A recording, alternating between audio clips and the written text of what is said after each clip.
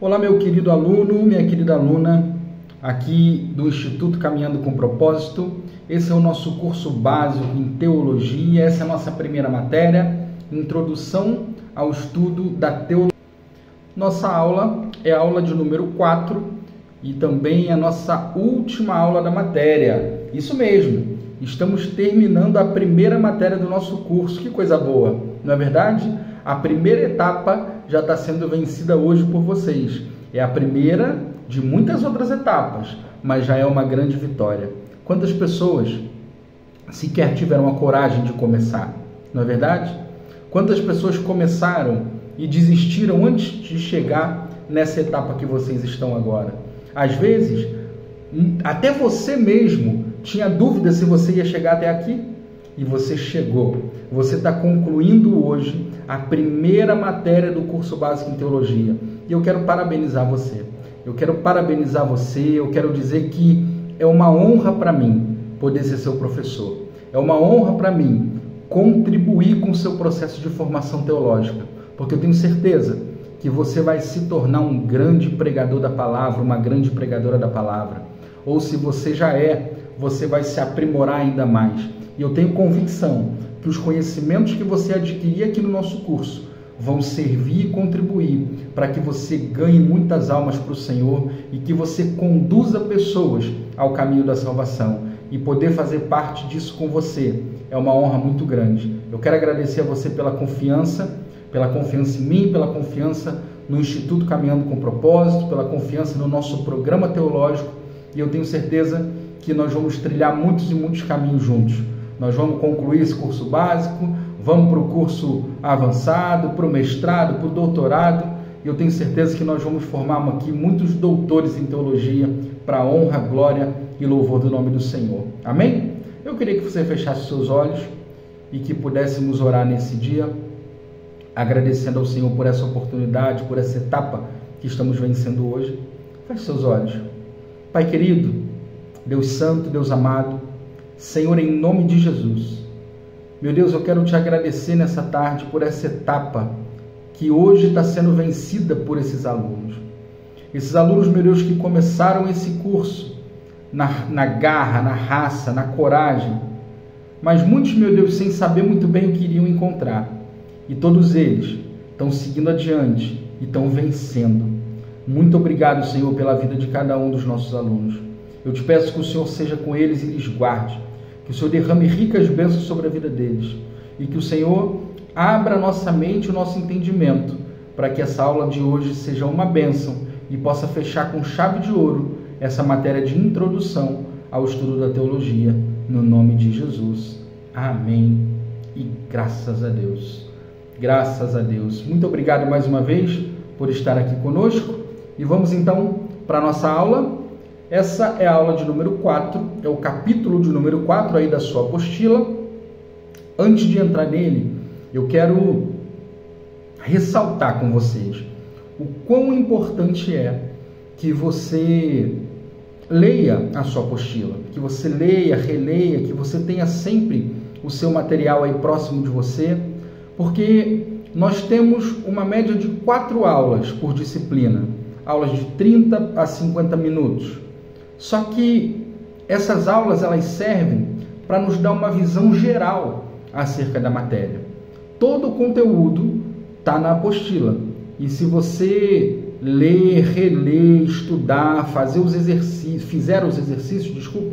se você fizer os exercícios, se você ler, se você estudar a apostila a fundo, pode ter certeza que o teu processo de aprendizagem vai ser muito melhor e muito mais completo. Então, vamos para a nossa apostila, capítulo de número 4, atitudes prevalecentes para com as Sagradas Escrituras. Lembrando que a teologia ela é o estudo sobre Deus e como estudo sobre Deus ela tem como principal fonte as Sagradas Escrituras. Então esse capítulo 4 ele fala um pouco sobre as atitudes prevalecentes para com as Sagradas Escrituras. Embora haja muitas atitudes da parte dos homens para com a Bíblia, elas podem ser apresentadas em 4 classificações gerais. O homem ele pode se comportar e reagir às Sagradas Escrituras de várias formas, mas em especial de 4 formas gerais, que são as seguintes. Primeiro é o racionalismo. O que é o racionalismo? É uma atitude racionalista para com as Escrituras. É alguém que age para com a Bíblia de forma racional. E o racionalismo ele se divide em 2 partes. O racionalismo extremista, que nega qualquer tipo de revelação divina, e esse racionalismo ele é apresentado pelos infiéis, pelos ateus, pelos agnósticos, que eles declaram que a Bíblia é um livro qualquer, a Bíblia é um livro de história. Eu já ouvi pessoas dizerem que a Bíblia é um livro de histórias da carochinha, né? Aquelas historinhas infantis. Então, aqueles que são extremamente racionalistas ou racionais, extremamente, os extremistas, em regra são os ateus, são aqueles que não creem que as Sagradas Escrituras são a palavra de Deus. Então eles negam isso, né? Eles declaram que a Bíblia não tem nada de revelada por Deus, que não tem nada de Deus, que é um livro como qualquer outro.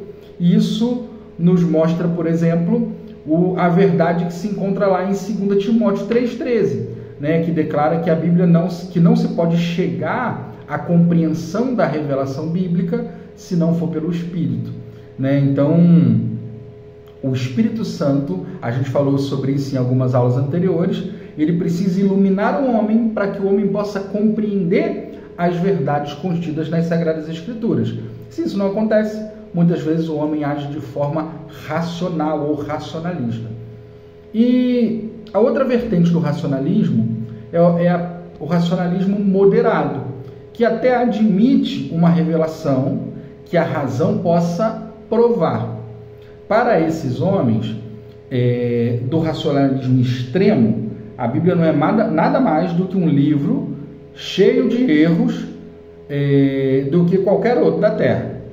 Agora, para os racionalistas moderados, até existem coisas na Bíblia que podem ser verdade, desde que seja possível prová-las. Por exemplo, encontraram o palácio de Davi, ou fragmentos dele, e encontraram vestígios e situações que permitem dizer que Davi foi um rei real, que existiu. Essas pessoas, então, os racionalistas moderados, eles acreditam na existência de Davi. Porém, eles não acreditam que Davi matou Golias, se não tiver uma fonte arqueológica que possa dizer isso. Eles não acreditam que Davi foi o grande rei Davi que serviu ao Senhor da forma que serviu, se não tiver artefatos históricos que comprovem isso. Entende? Então, os racionalistas extremos, eles dizem que a Bíblia é uma historinha. Os racionalistas moderados, eles até acreditam em parte da Bíblia, desde que elas tenham comprovação histórica e arqueológica, né? A segunda forma geral com que os homens se relacionam com a Bíblia é através do misticismo, né? O que é o misticismo? É uma devoção competitiva, meditando, orando. Tendências para acreditar no sobrenatural, admite comunicações ocultas entre o homem e a divindade. O misticismo está sujeito também a uma dupla classificação. Gente, o que é o misticismo? O misticismo são aqueles que tratam a Bíblia como um livro místico, não como um livro espiritual, não como um livro que contém a revelação do Senhor e a sua palavra, mas um livro místico, quase um livro mágico, sabe? Alguns tratam a Bíblia como se fosse um livro de São Cipriano, um livro dos Espíritos, ou um livro da magia negra, livros que que fazem parte ali de uma coleção de livros místicos, o que na verdade as Sagradas Escrituras não são, né? Mas existem também 2 classificações entre os místicos. O primeiro é o misticismo falso, né? Essa teoria é de que a revelação divina ela está contida na Bíblia, mas que existem várias outras fontes de revelação divina, que o homem pode ter inúmeras revelações de Deus fora das Sagradas Escrituras. inúmeras revelações de Deus que perpassam as verdades bíblicas, e nós sabemos que isso não é verdade. Nós sabemos, por exemplo, que Deus se revela ao homem, que Deus fala com o homem de múltiplas formas, porém, toda forma de manifestação divina ela precisa estar alinhada com o que dizem as Sagradas Escrituras. Se não estiver alinhado com o que as Sagradas Escrituras dizem, são manifestações falsas, são manifestações de outros espíritos se passando por Deus, mas que não são de fato o Espírito de Deus. Então, essa forma do misticismo falso é a teoria de que a revelação divina ela não se limita à palavra de Deus escrita, mas que Deus concede outras verdades às almas que são suficientemente despertadas pelo Espírito de Deus para recebê-la. Os místicos dessa categoria, eles contendem que, por meio da autonegação e devoção a Deus, os indivíduos podem receber uma percepção imediata, direta e consciente da pessoa e da presença de Deus, e assim todas as suas verdades. O falso misticismo, ele inclui todos aqueles sistemas que ensinam a identidade entre Deus e a vida humana. Por exemplo, o panteísmo, a teosofia, a filosofia grega. Neles estão incluídos praticamente todos os movimentos santificadores de hoje. Também o espiritismo, o adventismo do sétimo dia, a filosofia moderna, a ciência cristã, a igreja dos Mormons, o darwinismo e vários outros. Então, o misticismo falso, ele dá origem, inclusive, a vários pensamentos de seitas pseudo-cristãs que a gente vê hoje como portas abertas, se passando por igrejas, mas que, na verdade, são seitas demoníacas e que não respeitam as Sagradas Escrituras, que dizem que existem outras formas de revelação e que se o homem ele tiver autonegação, se ele tiver uma vida de se humilhar, de buscar a Deus, que Deus vai dar revelações a ele que estão além das Sagradas Escrituras, o que não é uma verdade. Deus, ele de fato se revela ao homem, Deus de fato, ele se apresenta, ele quer intimidade conosco, ele quer que a gente negue a si mesmo, como o próprio Jesus disse. Agora, essa autonegação e tudo isso, esse processo de autoflagelo, autopiedade, autonegação, isso não nos leva a ter um conhecimento sobre Deus acima do que dizem as Sagradas Escrituras. Isso não existe nada que se possa comprovar através da Bíblia, então nós podemos afirmar que é uma questão falsa do misticismo. O misticismo verdadeiro, ele defende que todos os crentes são habitados pelo Espírito Santo, e assim eles estão em uma posição de serem diretamente iluminados por ele, mas que não há uma revelação completa, e que a obra da iluminação do Espírito será confirmada à revelação das Escrituras, à mente e ao coração. Então, o misticismo verdadeiro, ele entende as Sagradas Escrituras como um livro espiritual e que todos os crentes estão vivendo ali a possibilidade de uma iluminação do Espírito Santo. Porque quando você se torna um cristão, o Espírito Santo passa a habitar em você. E no momento que ele passa a habitar em você, você está apto para receber a iluminação dele. E através dessa iluminação, o Senhor, ele vai se revelar para você e ele vai trazer para você uma série de revelações, porém, todas elas podem ser confirmadas através das Sagradas Escrituras. Uma vez, por exemplo, eu vi um pastor que disse para um irmão casado que era para ele terminar o casamento, que era para ele se divorciar, porque a mulher que estava com ele não era dele. Olha que absurdo, não é verdade? Não existe nada de bíblico nisso, não existe nenhuma possibilidade de nós afirmarmos que isso é uma revelação divina, não é verdade? Porque as Sagradas Escrituras nos dizem exatamente o contrário. A Bíblia diz que Deus odeia o divórcio, por exemplo, mas esse pastor disse que Deus revelou para ele que aquele homem tinha que se separar daquela mulher. Aproximadamente 6 meses depois, aquela mulher se casou com aquele pastor. Então, percebam como que é perigoso quando uma revelação ela vem e ela não pode ser confirmada pelas Sagradas Escrituras. ela pode servir aí de pretexto para uma série de situações, para uma série de coisas em que pode nos levar ao pecado, pode nos levar ao erro e pode inclusive nos afastar cada vez mais do Senhor. A terceira forma em que o homem se relaciona com a Bíblia é o romanismo.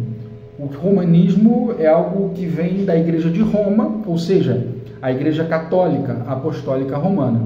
E um dos maiores erros da Igreja de Roma é fazer da Igreja, e não da Bíblia, a autoridade imediata e final em todos os assuntos da revelação divina.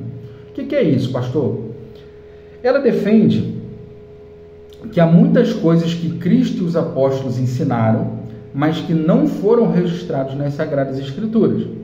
Mas que essas coisas, ela afirma, foram preservadas pela Igreja e são tão obrigatórias quanto os preceitos que foram escritos.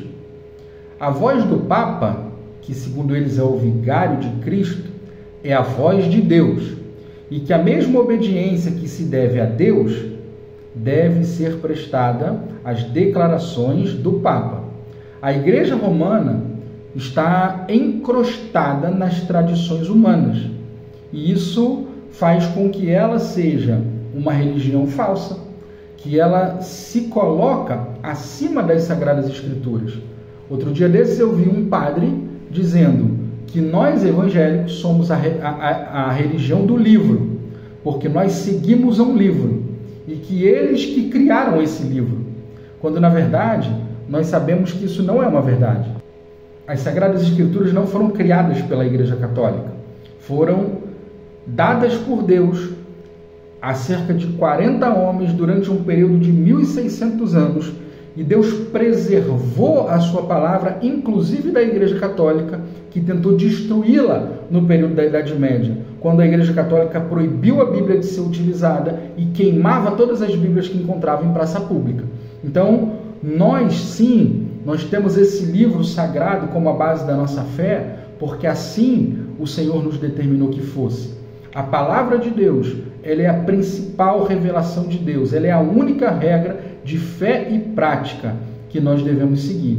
Então, o romanismo, ele acredita que a igreja está acima das Sagradas Escrituras e de que muitas coisas que Jesus ensinou não foram escritas, mas que a igreja preservou. Um baita pretexto para fazer com que as pessoas façam a vontade deles, não é verdade? Se eu digo que Deus me ensinou aquilo e eu estou ensinando para vocês, é como que se eu quisesse dizer que vocês têm que fazer porque é algo que vem de Deus. Mas aonde está a prova disso? Aonde está escrito isso na palavra de Deus e nas Sagradas Escrituras? Aí eu me lembro do que disse o apóstolo Paulo, que ainda que um anjo desça do céu e ensine um evangelho diferente desse que os apóstolos ensinavam, seja ele anátema. E eu digo para você que esse texto você consegue ler inclusive na Bíblia Católica, inclusive na Bíblia da Igreja Romana, em que Paulo diz que ainda que um anjo se apresente e pregue um evangelho diferente do que os apóstolos pregaram, que seja ele maldito. Então, essa é a questão do romanismo. É uma igreja que se coloca acima das verdades bíblicas e acima das Sagradas Escrituras. E a quarta forma de se relacionar com as Sagradas Escrituras é através da fé protestante e ortodoxa. Essa forma protestante e ortodoxa, ela é muito interessante. E nós, como estudantes de teologia, devemos ter para com as Sagradas Escrituras as seguintes considerações a partir desse preceito da fé protestante e ortodoxa. Primeiro, a Bíblia, ela é a palavra de Deus infalível e inerrante. 2. A Bíblia é a nossa única regra de fé e de prática, não tendo nenhuma outra. Nós não temos nenhum tipo de livros que sejam complementares às Sagradas Escrituras, como, por exemplo, os Mórmons.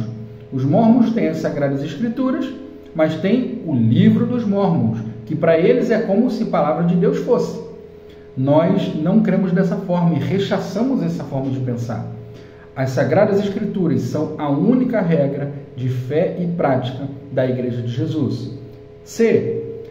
As Sagradas Escrituras são a razão Vamos lá, desculpa. A razão e o conhecimento humano estão sujeitos às Sagradas Escrituras. Gente, a nossa razão e o nosso conhecimento, ele não está acima da Bíblia.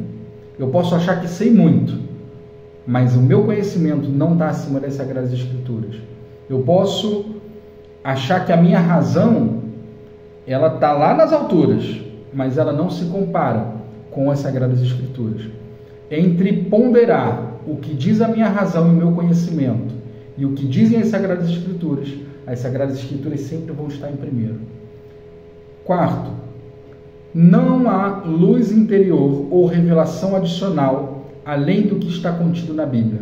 Eu me lembro uma vez que o nosso bispo, o bispo Gessé, ele disse que ele estava num culto e um homem chegou para ele e disse assim: bispo, eu passei a noite orando no monte e Deus me deu algo que eu queria compartilhar hoje com a igreja. E o bispo disse: amém, o que é? E ele falou assim: Deus me deu uma nova leitura, uma nova revelação acerca do Apocalipse. O bispo falou: rapaz, vai compartilhar em outro lugar, que aqui você não vai falar nada disso não. Por quê? Porque não há luz interior ou revelação adicional além do que está escrito nas Sagradas Escrituras. As Sagradas Escrituras, elas são a única regra de fé e prática e elas são suficientes. Não há nenhuma outra fonte. Percebe? O livro dos Mormons não é uma fonte de revelação. O livro dos Espíritos, por exemplo, em que, segundo eles, o Espírito da Verdade, entre aspas, responde uma série de perguntas e questões acerca da vida, acerca do homem, acerca do universo, o que, na verdade, também é uma grande bobagem, porque o Espírito Santo não precisa que ninguém complemente a sua obra. A obra de Deus, ela é uma obra completa e perfeita. Nenhuma autoridade relativa à formação da verdade jamais foi concedida à igreja ou aos homens, além daquela concedida aos escritores do Novo Testamento. O Antigo Testamento é a palavra de Deus, mas o Novo Testamento tem as verdades que foram fundadas à Igreja de Jesus. Então, se a gente tira o Antigo e o Novo Testamento, não tem mais verdade divina e verdade bíblica. Somente os escritores bíblicos tiveram essa permissão e essa inspiração de Deus para que pudesse, e essa autoridade vinda de Deus, para que pudesse escrever acerca das verdades divinas. Nós, como escritores, por exemplo, eu tenho alguns livros publicados, estou trabalhando em alguns outros, nós escritores, nós pegamos as verdades bíblicas e tentamos mastigar elas para que as pessoas possam compreender melhor. Só que o foco central é ensinar o que a Bíblia está dizendo. O foco central é trazer luz sobre o que a Bíblia diz, sobre o que a Bíblia ensina, sobre as verdades bíblicas e não sobre uma coisa que a gente inventou, ou uma nova revelação ou qualquer outra coisa, porque certamente isso não vem do Senhor. As principais divisões da teologia sistemática. Que divisões são essas? Nós temos a divisão número 1, digamos assim, o ponto número 1 é o teísmo. No teísmo, nós estudamos o caráter de Deus e os atributos de Deus. Ponto 2, a cristologia. Na cristologia, nós estudamos sobre o relacionamento do homem com Cristo. 3, pneumatologia. Nós estudamos o relacionamento entre o homem e o Espírito Santo. 4, bibliologia. Nós estudamos o relacionamento do homem com a Bíblia. 5, angiologia. Estudamos o relacionamento do homem para com os anjos. 6, antropologia. O relacionamento do homem, com a sociedade. Soteriologia. O relacionamento com a salvação. Eclesiologia. É relacionado à Igreja de Jesus. E a escatologia é relacionado ao fim dos tempos. Então, essas são, para a gente finalizar essa aula de hoje, as principais divisões dentro da teologia, que nós vamos explorar e aprender muito ao longo do nosso curso. Nós temos matérias de teísmo, que falam sobre o caráter de Deus, matérias de cristologia, que falam sobre Jesus, né, que estão relacionadas a Cristo, pneumatologia, que estão relacionadas ao Espírito Santo, bibliologia, relacionadas às Sagradas Escrituras, angiologia, relacionada aos anjos, antropologia, relacionada com o homem, soteriologia, são matérias relacionadas à salvação, eclesiologia, relacionadas com a igreja, e escatologia, relacionada com o fim dos tempos, o fim do mundo, o fim das eras. Então, são esses os principais assuntos da teologia, para a gente finalizar essa nossa apostila de introdução à teologia. É isso que nós vamos estudar ao longo dos próximos meses.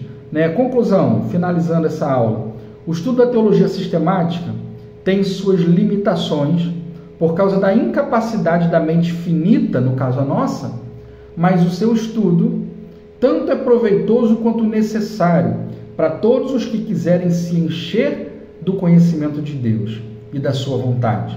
Por causa desse conhecimento, todos podem andar de maneira digna do Senhor. O pensamento humano não pode, nem tem nenhum objetivo comparável à pessoa de Deus. Conhecer esse ser poderoso, até onde ele se deixa ou se permite ser conhecido, é o mais nobre alvo do entendimento humano. Amá-lo, mais digno exercício do nosso afeto, e servi-lo é o propósito mais respeitável e mais agradável que podemos dedicar o nosso tempo e talento. Essa frase é de John Dick e é triplamente solene, e é responsabilidade que cabe aos estudantes da teologia sistemática, que para saber o que há nesse vasto campo da revelação divina. Ela é triplamente solene, porque, primeiro, é o desejo de Deus que todos venham conhecê-lo. Segundo, esse conhecimento é essencial para que o modo de vida que adorna a doutrina que professamos possa ser vivida. E terceiro, esse conhecimento é essencial, sendo como é a mensagem distintiva entre aqueles que vão pregar a palavra de Deus. Então, se você quer ser um pregador, se você já é um pregador e quer aprender ainda mais, e quer melhorar ainda mais, e quer servir ao Senhor com o seu melhor, oferecer a Ele o melhor de si, dedique-se ao estudo da teologia, porque com certeza o Senhor vai se revelar para você. Senhor, em nome de Jesus, Pai, eu quero agradecer ao Senhor por essa aula, quero agradecer ao Senhor, meu Deus, por mais uma oportunidade de estar com meus irmãos, finalizando essa primeira matéria, introdução ao estudo da teologia. E a partir da próxima semana, vamos começar a mergulhar nas verdades teológicas. Eu peço que o Senhor nos dê graça, que o Senhor nos ilumine e que o Senhor nos dê força para seguir adiante. No nome santo de Jesus. Amém. E graças a Deus. Que Deus abençoe grandemente a sua vida. Boa aula. Não se esqueça de fazer os exercícios e de enviar para nós. Que Deus abençoe em nome de Jesus.